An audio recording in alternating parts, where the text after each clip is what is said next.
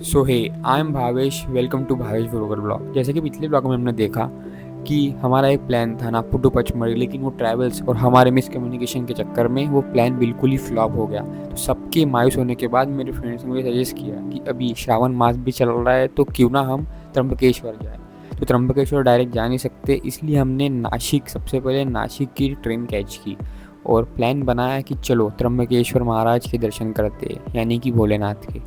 तो देखते हैं आगे इसी व्लॉग में कि हमने कैसे क्या ऑर्गेनाइज़ किया। हम जैसे कि हमें ट्रेन पकड़नी थी नासिक की, तो हमने डायरेक्ट मेट्रो कर ली महाल से सीधा रेलवे स्टेशन के लिए और सफ़र होता है शुरू।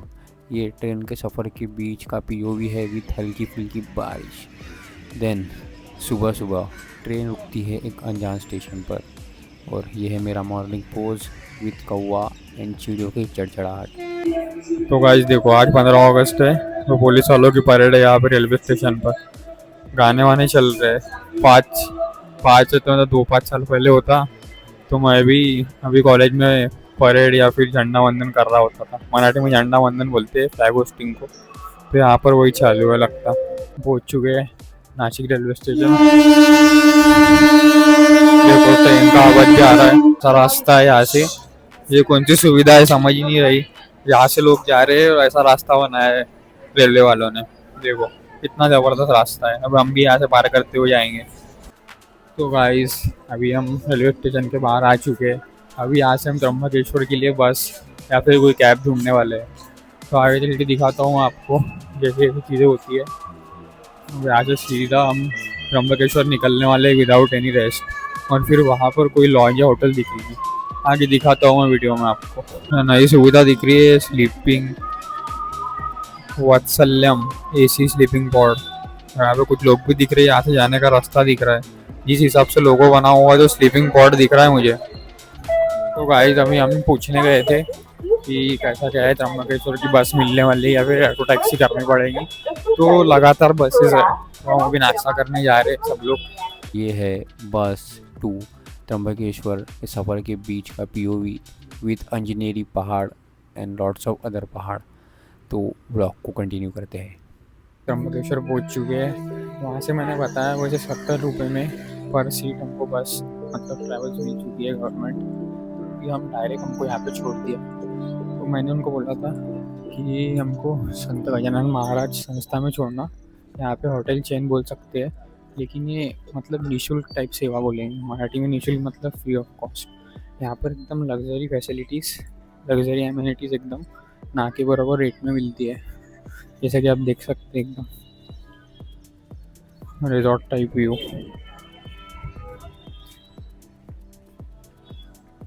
एकदम ऐसा ऐसा व्यू तो मैंने रेडिसन व्यू में भी नहीं देखा। ना कोई रिजॉर्ट दे सकता है इतने कम पैसे में। यहाँ पर पेट कॉस्ट देखा जाए सबसे एकदम मिनिमम तो 30 रुपीज़ से चालू होती है। लेकिन अनफॉर्चुनेटली हमारी किस्मत में नहीं था तो हमको नहीं मिल पाया। बाहर ही बोर्ड लगा हुआ था कि नो स्पेस अवेलेबल। तो अभी हम दूसरा होटल या फिर कोई स्टे देखने जा रहे हैं। गाइस अभी होटल मिल चुका है। स्टे वाला तो नहीं है, मतलब स्टे करना भी नहीं है हमको त्र्यंबकेश्वर में। तो हमने फॉर फ्रेशन अप के लिए लिया है स्टे। यहाँ पे एक हॉल फॉर द 7 पर्सनस और उसके हुए 1500। स्टे ऐसा नॉर्मली है। ये देखो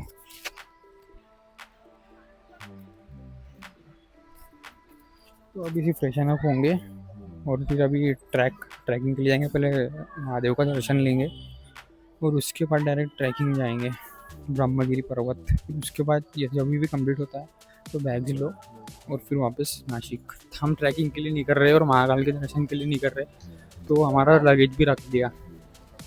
तो हमने उनको दिया टोटल 1500 फॉर 7 पीपल। ईच आया 200 के आसपास। और वो देने के बाद अभी हम निकले, फ्रेशन अप हुए और उसके बाद निकले हम महाकाल के दर्शन के लिए। दर्शन किए महाकाल जी के। उसके बाद हम गए कुशावर्त कुंडा।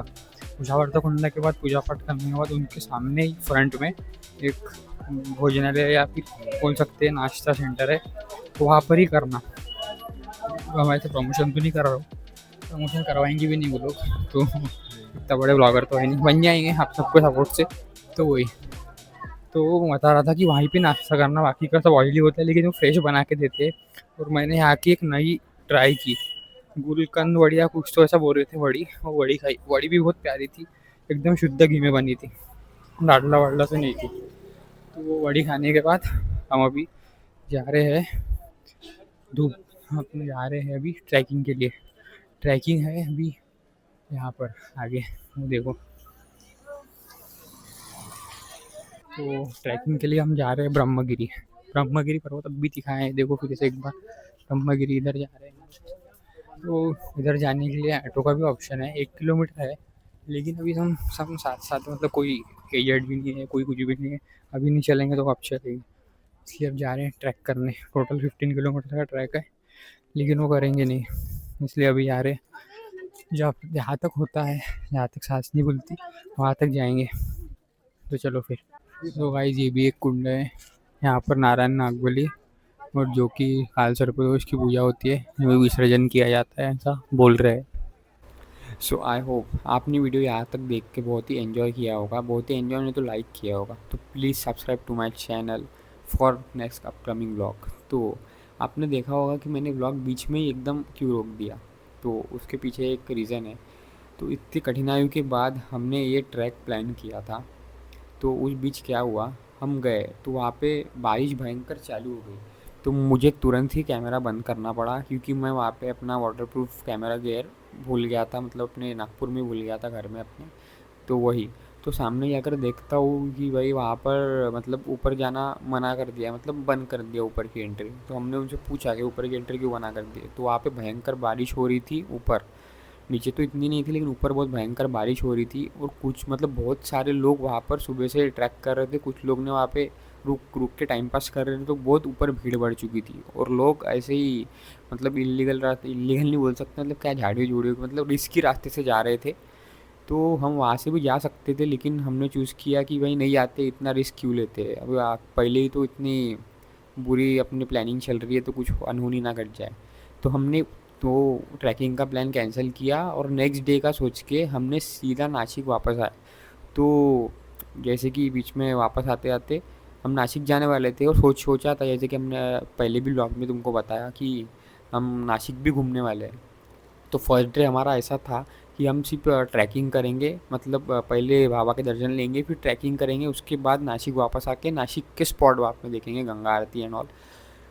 तो वही, तो बीच में वापस मतलब ट्रैकिंग का प्लान ड्रॉप करने के बाद हम रास्ते में आए, फिर टैक्सी किए वापस नासिक के लिए, ठीक है, हम 7 लोगों ने। लेकिन बीच में इन लोगों की, मेरे फ्रेंड्स के बचकानी हरकत या फिर बचकाने दिमाग पागल हरकत की वजह से इन लोगों में झगड़ा हो गया, क्योंकि पहले से इनके ग्रजेस थे। अब फोटो में नहीं बताऊँगा, चलो अपने ही दोस्त थे, कोई बात नहीं, अपनी भाई है, होते रहता है बीच में। तो इतना बड़ा झगड़ा हो गया कि एक दूसरे को भला बुरा बोल दिए। फिर उसके वजह से क्या हुआ ना, जो हमारा सेकंड डे का जो पूरा प्लान था और जिस डे का हम नासिक जाने वाले जो कुछ करने वाले थे, तुरंत ड्रॉप करना पड़ा, क्योंकि इन दोनों में मतलब उन लोगों में झगड़ा हो गया और ग्रुप डिवाइड हो गए, जिससे कि मैं अकेला पड़ गया और मेरा एक दोस्त था, हम दोनों अकेले पड़ गए।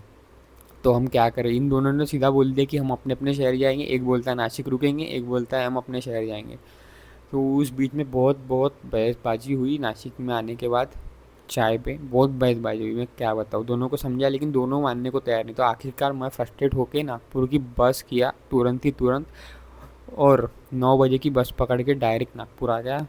और अभी मैं ये बात कर रहा हूँ, अब मैं ब्लॉग इतना लेट डाल रहा हूँ क्योंकि भाई मैं भी पागल हो चुका हूँ। आप भी सोचो ना, पहले पचमढ़ी का प्लान दूसरे पागल की वजह से ड्रॉप हुआ, और अब नासिक पहुँचने के बाद इन पागलों की वजह से हमारा सेकंड ट्रिप भी कैंसिल हो गई, जो इंस्टेंट बनी थी। उन लोगों की इससे बनी थी, लेकिन समझना चाहिए ना यार, वो भी अपने ही भाई है, कोई बात नहीं, लेकिन फिर भी तुरंत तो कितना ये होता है ना। तो वही मैं बहुत पागल जैसा लग रहा था, तो मैंने ब्लॉग बनाया ही नहीं अभी, तो अभी शूट कर रहा हूँ। तो पता नहीं हर साल क्या होता है भोले बाबा का, मुझे बुला लेते हैं श्रावण में। पिछले बार भी ऐसा ही था, मैं जाने कहीं और वाला था फ्रेंड्स के साथ, लेकिन मेरे पापा ने एंड टाइम पे प्लान बनाया कि हमें, मतलब वो शांति की पूजा रहती है, जो कुछ रहते पितृदोष एंड ऑल, आपको पता ही होगा नासिक में कितनी ज़्यादा पूजा होती है। तो वही, तो हम पिछले बार भी मेरे पापा मुझे वहाँ लेके गए।